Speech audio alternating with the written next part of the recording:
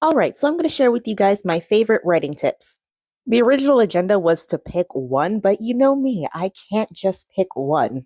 So if you're struggling to write consistently, I would suggest getting a mini planner, if not a desk planner, and you put it right next to your laptop. If you have goals for this month, go ahead and write down the goals in a blank space in your mini planner or desk calendar. And for each day, set down a daily goal for a digestible writing amount. So, for example, 500 words. Doing daily small increments will encourage you to consistently reach 500 words, if not more. Another tip is to get a routine. So figure out what days and hours work best for you so that way you can get into a daily habit. I also suggest to add days off. I know that there's a tip that counteracts it, but hear me out. And this is coming from a workaholic. Writing every day is not good for you. You need a break, at least a day's worth. Get away from your manuscript for at least a day. If you write every day, you're going to be on the road to burnout.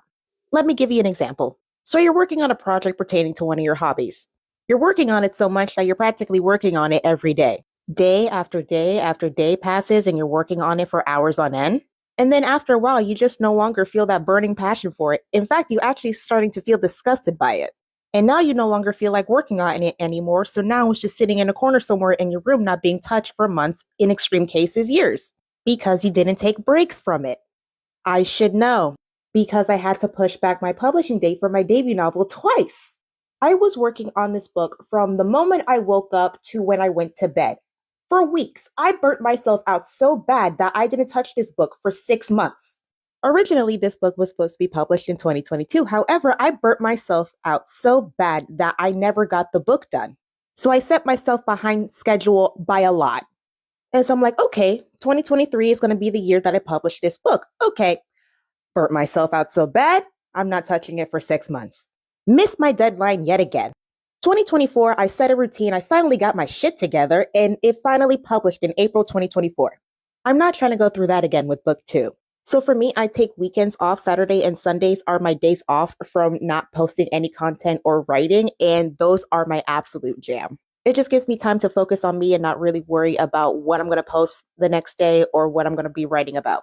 So when you have an ample amount of downtime, you're ready to jump back in when it's time to get ready and write. Now I'm going to leave you guys with one last writing tip. Do not rely solely on memory. You will forget. No, you won't remember everything. I should know.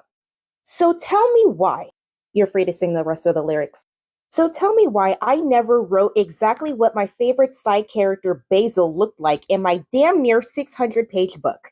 I know what he looks like. At least I thought I did. And there was nowhere exactly in this damn near 600-page book that told me exactly what he looked like because I never wrote it down. So as I was getting my character spreadsheet together, because I never wrote it down in the first place, and I was doing it when I was in the revising stage. How interesting is that?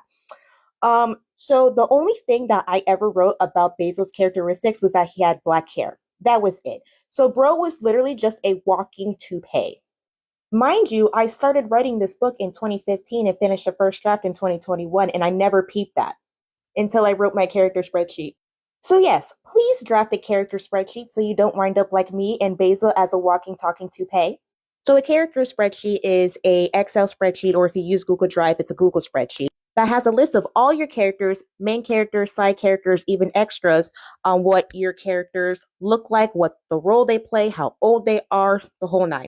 And that helps you keep track on what your characters look like, what are their mannerisms, everything. I have a video that shows step by step on how to create a character spreadsheet on Google Spreadsheet. Now, if you're watching this video on TikTok and you want to see how I create my character spreadsheets, unfortunately, I don't have the playlist feature, so you can search up on TikTok character spreadsheet and my video should pop up.